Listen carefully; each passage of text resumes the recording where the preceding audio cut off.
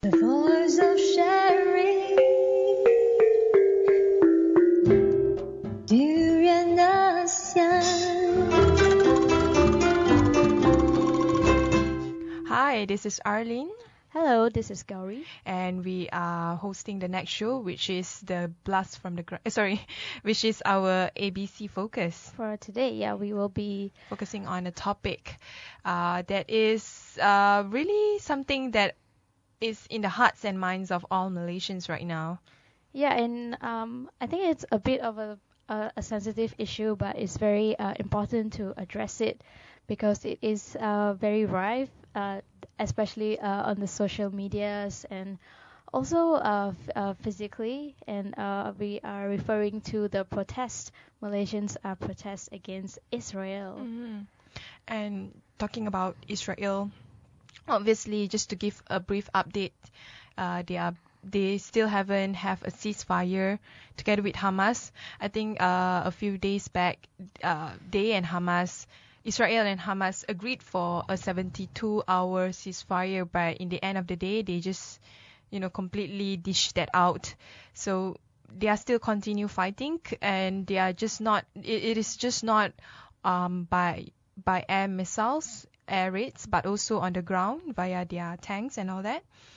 Also, I want to highlight that now they are starting to bomb schools as well. One of the schools that they managed to bomb is the UN school that killed quite a number of civilians, especially kids and, especially children and women. And it's interesting that they justify those actions by saying that, oh, we already gave them a warning. Like, hey guys, we are going to be bombing this place. So, if you really value your lives, you would not be here, you'll evacuate. But I really don't think that justifies anything. I think in any war, regardless whether it is an offensive war or a defensive war, people should never ever target places where civilians are, and in this case, hospitals, schools, university, and one of their university in Gaza was also being heavily bombed.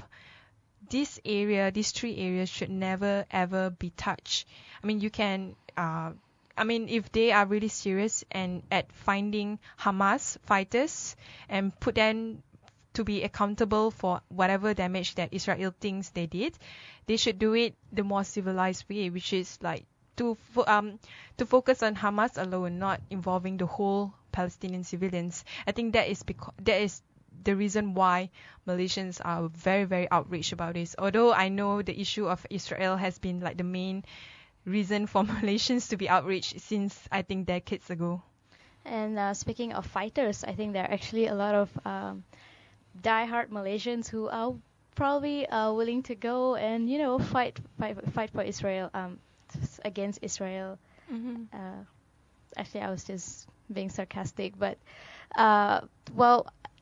like going back to our focus for today, it is about the way Malaysians are reacting to this and the way they are protesting, some of which that we think is a bit too extreme or absolutely unnecessary in a way. And let's start with the boycotting, for instance, where a lot of Malaysians are boycotting McDonald's because McDonald's is known to be funding the military in Israel. But they are also targeting the workers in McDonald's, hurling hurtful words at them and, blaming them for contributing to this war when these people are just there to make a living.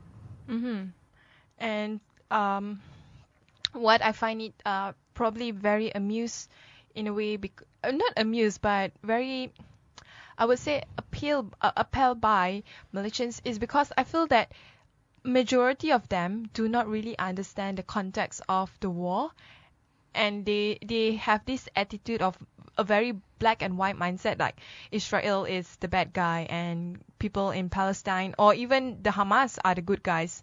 And I find it to be very worrying about this, because to me the issue of Israel and Gaza is not about the issue between Islam or Jewish or Israel against the people of Gaza. I think it's more than that. And obviously Israel is at the higher advantage because they have better technologies at defending themselves or at creating offensive move towards bombing people in Gaza. But at the same time, I think we need to see at a bigger picture why Israel is doing whatever it is doing. And I think you have a good point there. It's not about a Jew against Muslim thing. It has nothing to do with religion at all. This is about humanity. The reason that Malaysia is taking the stand. Well, I guess one thing is the solidarity with the Muslims in Palestine, but it's also because we are against massive killing, against genocide. We don't agree with one country attacking another country, especially I wouldn't call them helpless, but they obviously do not have the advanced technology that Israel is equipped with, and we don't support that. We don't support one country just killing and just hurting children and taking away innocent lives. So in the first thing that Malaysians are doing right now, like you mentioned earlier, is to boycott. And I think it's not just a Malaysian thing. A few countries, including in European Western countries, they already start boycotting Western products. Israeli products, and this would include hypermarkets and other important products that they usually consume, and they are trying to boycott all this. And just to give an overview, what are the products, like you mentioned earlier, was McDonald's, but also Starbucks, L'Oreal, and a few others. But one thing that a lot of people do not really mention a lot is Intel. So Intel is actually Israeli product that Malaysia has relations over because we have an Intel plant in Penang, and Intel is also something that is important for Malaysia's economy as well. Malaysia is one of the major place for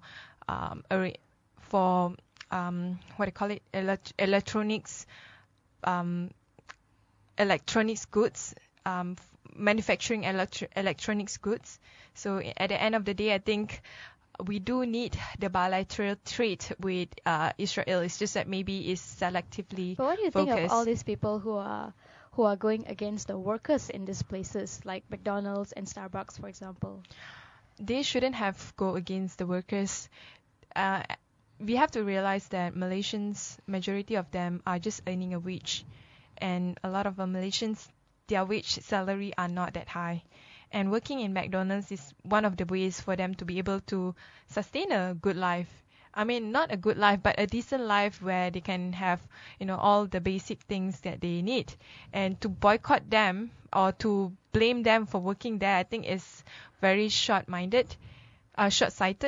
And one thing for sure is McDonald's is one of the key industries one of the key I would say MNC in Malaysia. But why only now that Malaysians are voicing out against McDonald's? They have been here since probably during the independence itself. And another question that I have is, while we are boycotting McDonald's and Starbucks, why don't we boycott all other U.S. products as well? Because it is pretty clear that U.S. is funding the military in Israel. So why are we just choosing these two MNCs to say? Why don't we just start boycott everything else, like Apple, and stop using iPhones and iPad and all that? If you really wanna, I guess, go all the way in. The funny thing is, once Malaysia start to boycott every single product that is associated with Israel, I'm afraid that there's probably like very, very few goods that Malaysians can use or consume. For example, a lot of the companies that we know, they are either directly or indirectly related to Israel. Maybe one of the shareholders is an Israeli, or they contributed fundings to the Israeli government, or they are simply based in Israel. is an Israeli company. There's many ways with today's capitalistic system. There are many ways that a company can be related to Israel, and to focus on boycott every single products means that you are boycotting almost every products. Do you know that even Victoria's Secret actually get their materials from Israel, and yeah, they have that very strong link that is pretty obvious as well. But I cannot imagine Malaysians boycotting Victoria's Secret. Yeah, especially for middle example. class and upper middle class Malaysians. I don't think they would boycott Victoria's Secrets. I even posted it at one point in our During ASEAN Facebook. I asked, would you dare to boycott Victoria's Secrets to support the Gaza, or in solidarity with the Palestinians in Gaza? But I guess it's not easy to do. I mean, it's probably easier to boycott McDonald's or Starbucks because they are considered an items of luxury, and McDonald's is definitely not a healthy meal, so it's easier to boycott them. But other products like Intel, for example, I don't think is something that is Malaysian can do. And what about Nestle products? One of them, Nestle products, of course, is our favorite, Milo. Yeah, and Cocoa Crunch and all that, and that I guess that will be pretty difficult to give up as well. But I also want to talk about what happened in Dataran recently, when a lot of people gathered there to protest. And while that is, I guess, a better way to protest, to gather and to just voice your dissatisfaction against what's happening right now. But there were some people who actually started burning and stepping on the Israel flag, which I think it's totally unnecessary. And it was reported by the Malaysian Insider yesterday. And there was this one comment that I really liked, where he said, if you hate Israel so much, why would you go and spend your money and buy the flag? And then where do they get the flag? I have no idea where they get that flag. Must be like a company manufacturing, taking advantage of the hateful remarks towards Israel, I bet. And that company will be making a lot of money because all these people are just buying these flags and burning them and stepping on them. And yeah, like why would you spend your money buying an Israel flag and then burning it and polluting the Malaysian air?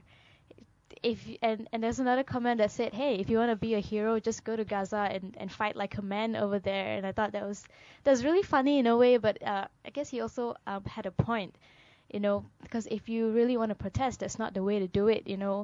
I think the flag is actually a very important element in a country, and as much as you hate that country or what, like to step the flag and to burn the flag, I think that's not how we should behave as civilized people, and we're educated and at the end of the matured. day, you cannot fight violence with violence. That's the fact that I think everybody should put in mind. Violence should be fight with peaceful movement, with love, with care, with something that is beyond just about Islam or whatever religion it is. It should be about humanity at the end of the day. And I think I would prefer boycott, but I would prefer to not be selective in the boycott. I prefer to boycott things that hurt where it really, really hurts, when it comes to the Israeli economy. But at the same time, I think the best means to stop Israel is definitely via politics. I think Malaysia, if I'm not mistaken, during the apartheid movement and the apartheid policy in South Africa, Malaysia was one of the most vocal to actually voicing out against what is happening there. And because of us and a few other countries that were vocal, at the end of the day, they just put aside the policy and focus more on equality in South Africa. I think if Malaysia, Indonesia, and other Muslim countries, including, of course, the Middle East, can voice up against what is happening in Gaza and just be serious about this, rather than just stepping on flags and all that.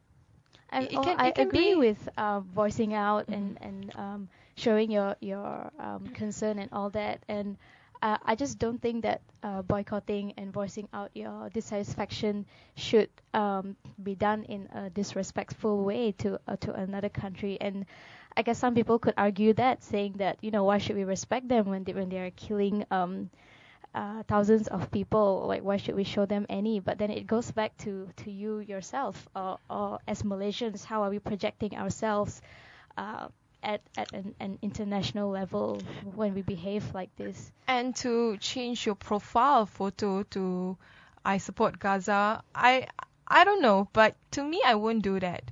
But at the I'm same just time, confused at the when sa- people say I Mhm. support Gaza. In what way do you support Gaza? Because this is not about supporting Gaza. We are against the war. We are against the terror that's happening there, and we are horrified by what's happening. But well, I guess I'm confused in that way. Like when people say I support Gaza, what are they really referring to? And to me, at the end of the day, I think we should frame it away from the idea of another religion against another religion, because it's not true. Whatever is happening in Israel now is not something that is agreeable by some of the Jewish around the world. In fact, there are prominent protests in different cities around the world that involving the Jews against what is happening in Israel. So to me, I'm not sure about you, but a lot of the brands that were mentioned in the boycott israeltoday.wordpress.com, a lot of the brands that are mentioned to have support either directly or indirectly towards Israel are brands that are synonym to the Malaysian culture. And I mean, case in point, Victoria's Secrets, La Senza, Timberland, Estee Lauder, L'Oreal, McDonald's, Starbucks, Coca-Cola, Nestle, including Milo. And of course the brands that involving our phones and laptops like Motorola, Intel, IBM, Siemens, and all that. And also Kimberly Clark, if you all know, if I'm not mistaken, like every office and every shopping malls that I go, every office and every shopping mall that I go, involving Kimberly Clark brand, they manufacture things for the toilets, like the toilet rolls holder and all that. Yeah, I guess, and even most of the cosmetics, like you mentioned, Estee Lauder, L'Oreal, even Revlon, and things like Kleenex. And Johnson & Johnson. This is things that our mothers wear it all the time. And, this is something that is not easy to boycott just for the sake of boycotting. It is already part and parcel of our lifestyle. So what do you think about this selective boycotting? I think there are two ways of putting stress towards Israel. One is, of course, via politics. Political means, I think if Malaysians are serious with it, Malaysian government, they should form some sort of a coalition or a subgroup to include UN as well, to put a huge pressure that, hey, like probably more than half of the world is against what is happening in Gaza, so we should put a stop in this ASAP. But secondly, I think the best method, of course, is to hurt the economy of Israel, but it has to be done in a more systematic way. So it's not just about boycotting, McDonald's, not eating your Big Mac for the whole 1 year. No, it should not be happening that kind of direction. I think it should be economic sanction. That would be the best way. Why are we not reacting the same way to like other issues that's happening in this country? Like, remember that girl who was raped by 30-something men? Why don't we see any protests that's happening against these other issues? Why do we feel so strongly about something that's happening in another country, but we just overlook stuff that's happening in our own country, and we don't stand up for that? To say that it's because it's an Islamic issue, I don't think it's true as well. Like, I think the focus, at the end of the day, even the focus on Iraq regarding on the killings by ISIS, the killings of Christians, were not also something that Malaysians, especially the Malays, are concerned about. So at the end of the day, I think it is because the issue of Gaza is something that has been there for decades, and people has put their hearts and minds into who they are supporting right until now. It's not something new, the killings in Gaza has been there since the 1940s, and it's right up until now. And I guess another thing that I want to address is also the news that we reported this morning about the wedding, when they said that this is the least that we could do. By why I'm also confused. Why would you want to involve Israel in your wedding to say, because that is supposed to be a personal thing? And yeah, what's your thought on that? My thought on that, I think people need to be much more aware of the situation in Israel.